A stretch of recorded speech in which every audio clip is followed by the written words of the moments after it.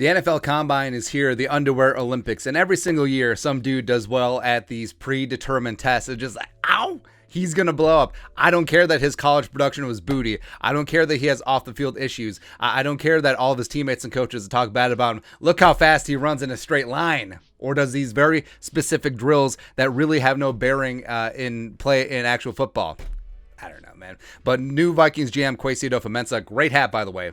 No cap. I love it, man.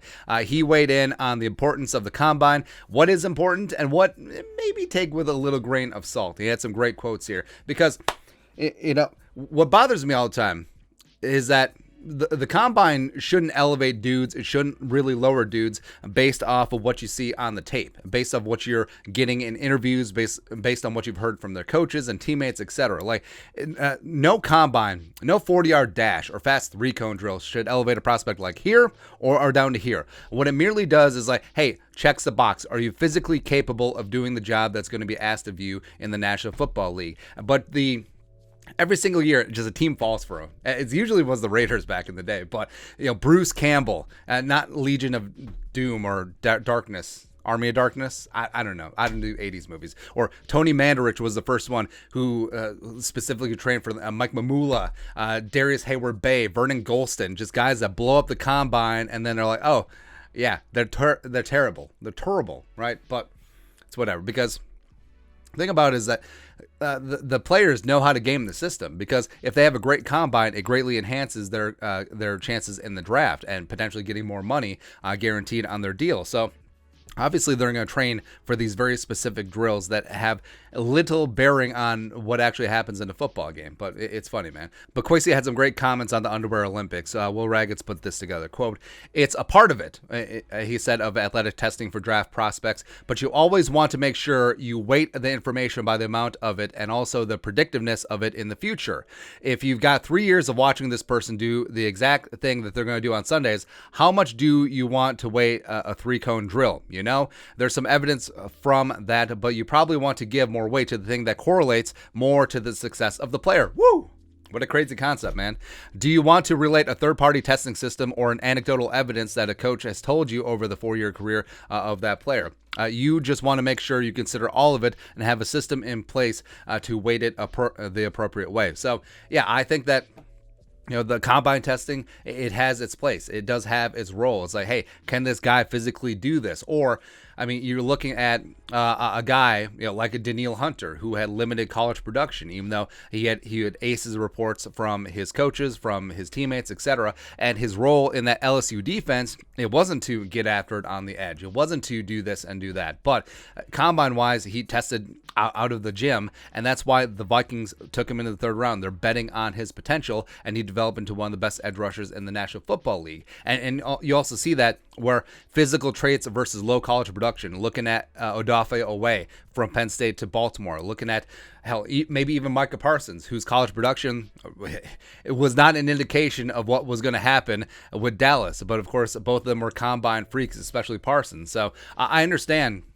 that there's some instances where a guy maybe doesn't put up the big numbers in college, blows up the combine, and then turns into a star. But I think, bottom line, can the guy actually play? Can he actually do what his role is going to be asked of him? And I think that Kwesi, very smartly, is talking about that weight. It's like, so if you're going to break up the percentages, is film, how they perform on the field, 70%? Is what you hear off the field, is that 20%? Is combine 10%? I mean, that's rudimentary math, but I think that's the way it should be. It shouldn't be, 2% off the field. How are we going to do this math? 88% combine and 10% film. Nailed it. We nailed it, man. Because if you look at some of these testing numbers, so if you're looking at this, I mean, the guy, obviously he did well, getting 82nd percentile, 76th percentile, and 77% percentile in broad jump, vertical jump, and 40-yard dash, respectively. And he's a wide receiver, so having some explosiveness in the jumps as well as some speed in the 40-yard dash, that's pretty important. Yeah, that's pretty important, even though he's got small hands, smells like cabbage, right? But this is not a DK Metcalf type Sparta chart where it's nearly a perfect circle, except for 3-cone. Yeah, he looked like Pac-Man. That's crazy, man. But this is Justin Jefferson. This is Justin friggin' Jefferson, where you had big-time college production and solid numbers at the combine. Not eye-popping, but extremely solid. And now you see that he's one of the best wide receivers in the game. Absolutely. Or you look at this graph. This is a running back. And you look at a running back who does piss all in vertical jump, 3-cone drill, and 20-yard shuttle. You're like, we are not drafting this guy. Also, a running back who runs a 4.53. Undraftable. Like, we're not even going to put a draftable grade on this guy. Not even 7th round. Maybe UDFA. Maybe we'll bring him in there. This is Dalvin Cook, who ended up being a 2nd round pick, but it was really more about his health issues, which are bearing out in the NFL at Florida State, that caused him to drop in the draft, as well as the positional value of the running back. But again, these numbers don't always tell the full story.